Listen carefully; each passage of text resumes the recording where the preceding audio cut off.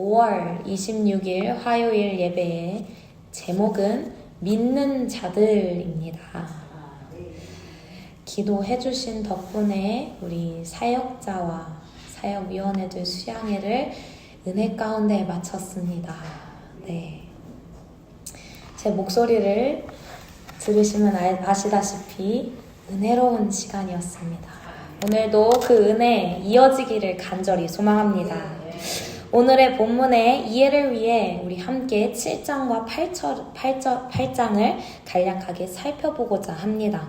고린도전서 7장과 8장은 결혼의 제도와 우상의 제물의 문제에 대한 이야기를 하면서 교회 내의 그리스도인들은 어떻게 살아내야 하는지, 이러한 문제들을 어떻게 그리스도인들은 대응해야 하는지 이야기해 줍니다. 그리스도인에게는 자유와 권리가 주어지지만 그것을 지혜롭게 사용해야 한다라는 것을 이야기하고, 그리고 8장을 보면 바울은 우상과 우상의 제물은 실제로 아무것도 아니지만 그 제물을 먹는 것에 대해서 믿음이 약한 성도들은 시험을 당할 수 있다, 실족할 수 있다, 그리하여 조심해야 한다라고 이야기하고 있습니다. 그래서 그 7장과 8장에 이어서 오늘의 9장의 말씀은 지식에 따라 그리스도인들은 살아내야 하지만 지식이 사랑보다 크면 안 된다라는 바울의 말씀입니다. 사랑이 없는 지식은 공동체를 실족하게 만들 수 있을 뿐만 아니라 시험에 들 수 있게 한다라는 말씀을 바울은 우리에게 이야기하고 있습니다. 우리 함께 고린도전서 8장 1절의 말씀 한 목소리로 읽도록 하겠습니다.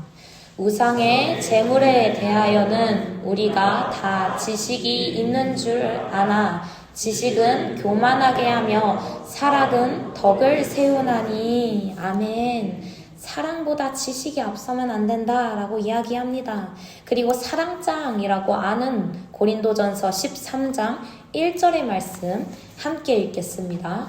내가 사람의 방언과 천사의 말을 할지라도 사랑이 없으면 소리나는 구리와 울리는 꽹과리가 되고. 아멘. 사랑이 없으면 지식이든 권리이든 은사이든 그저 소리나는 구리와 울리는 꽹과리가 될 뿐이다 라는 이야기를 합니다. 그리고 이어서 고린도전서 9장의 말씀은 바울 자신의 사도됨의 권리를 이야기합니다. 먹고 마실 권리, 그리고 사례를 받을 권리, 아내와 함께 다닐 권리 등 공동체에게 공급을 받을 수 있는 권리가 있다라고 바울은 이야기하지만 그것을 자신은 주장하지 않는다. 그리고 오히려 나는 그것을 포기하겠다라고 선언합니다. 그 이유가 무엇입니까? 함께 고린도전서 9장 12절의 말씀 함께 읽도록 하겠습니다. 그러나 우리가 이 권리를 쓰지 아니하고 범사에 참는 것은 그리스도의 복음에 아무 장애가 없게 하려 함이로다. 아멘. 그리스도의 복음에 아무 장애가 없게 하려 함이로다. 복음 때문에 복음은 자신의 권리를 포기합니다. 따라서 오늘의 본문은 단순히 사도의 권리를 설명하기보다 복음을 위해 자신의 자유와 권리를 기꺼이 내려놓는 참된 그리스도인의 모습, 그리고 믿는 자들의 모습을 보여주고 있습니다. 바울은 자신에게 사도될 권리가 있다라고 주장을 합니다. 왜입니까? 그는 예수님을 만났고 예수님의 부르심을 받았고 복음을 위해 살아가는 사람이다라고 믿기 때문입니다. 그리고 그 증거가 바로 고린도 교회이다. 교회로 그 증거가 나타나고 있다라고 이야기합니다. 우리 함께 오늘 본문의 1절의 말씀 읽도록 하겠습니다. 내가 자유인이 아니냐, 사도가 아니냐, 예수 우리 주를 보지 못하였느냐, 주 안에서 행한 나의 일이 너희가 아니냐. 아멘. 세상이나 율법에 얽매이지 않고 예수 그리스도의 복음 안에서 참된 해방을 누리고 있는 자유인이다 라는 것을 이야기합니다. 그리고 예수님께서는 나를 직접 부르셨다. 나를 만나셨다. 그리하여 나는 사도가 되었고 예수 그리스도를 보아 그의 증거로 고린도 교회가 열매로 맺어졌다라는 이야기를 합니다. 사도됨의 증거, 그의 열매가 교회이다라는 것을 이야기합니다. 너희가 복음을 듣고 변화된 삶 자체가 하나님이 내 사역을 인정하신 증거이다라는 것을 이야기합니다. 우리 함께 2절의 말씀 읽도록 하겠습니다. 다른 사람에게는 내가 사도가 아닐지라도 너희에게는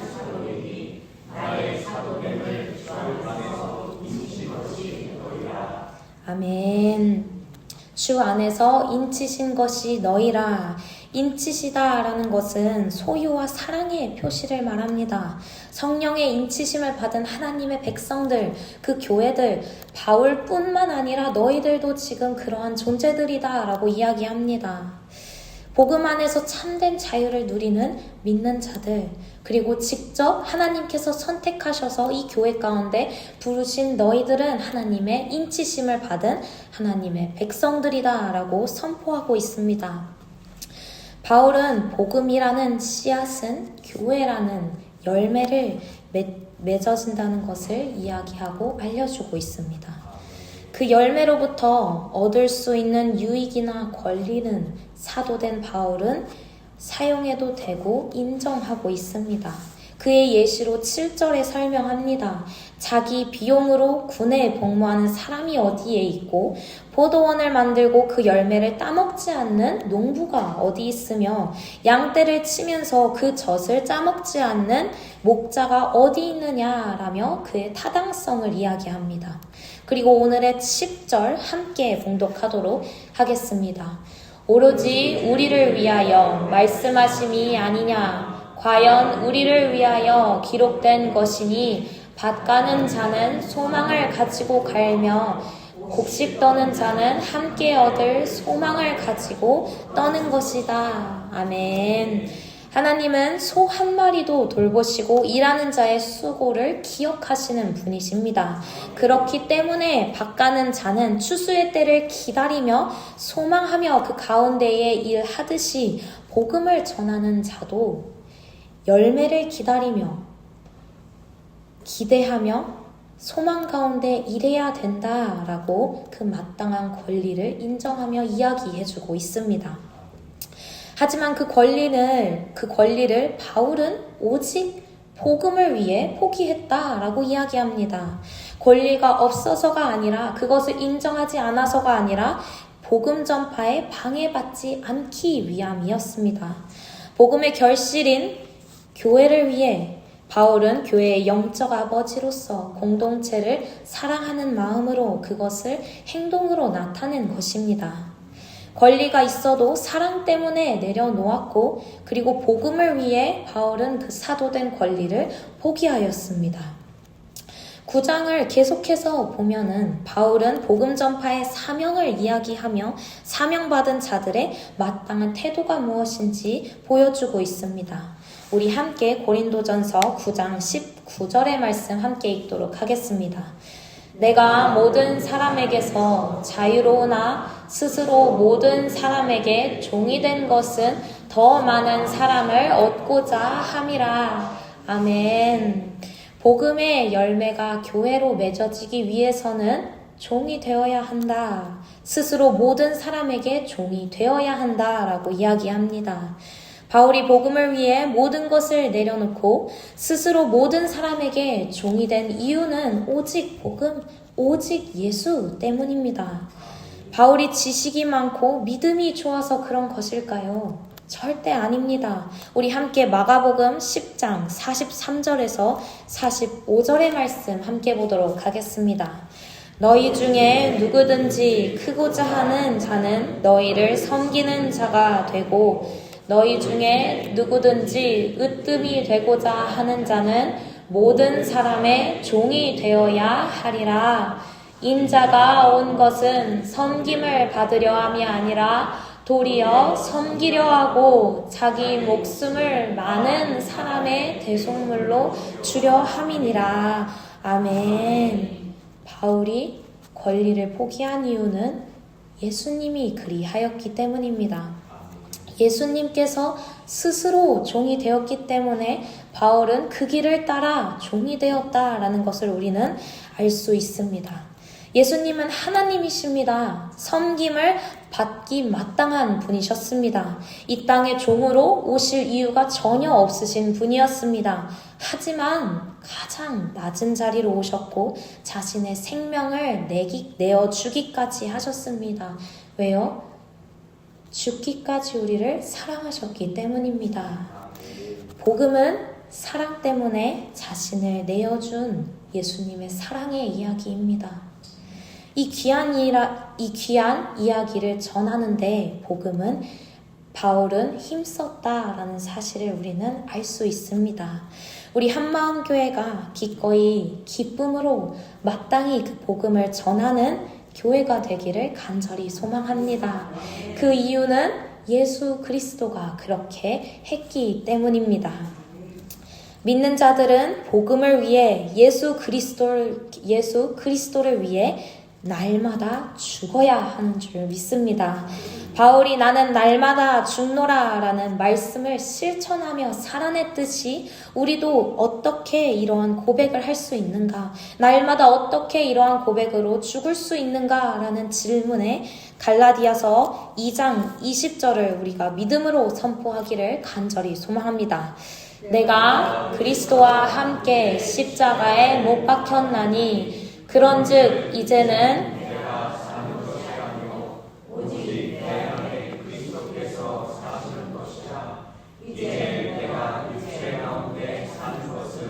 나를 사랑하사 나를 위하여 자기 자신을 버리신 하나님의 아들을 믿는 믿음에서 사는 것이며. 아멘. 이 믿음이 우리 가운데 간절히 있기를 소망합니다.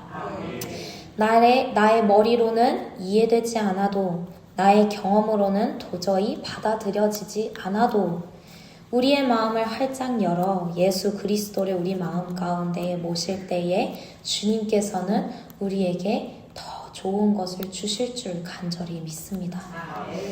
내가 날마다 죽노라 선포하며 내가 주님과 함께 십자가에서 죽는 기적을 날마다 누리시길 간절히 소망합니다.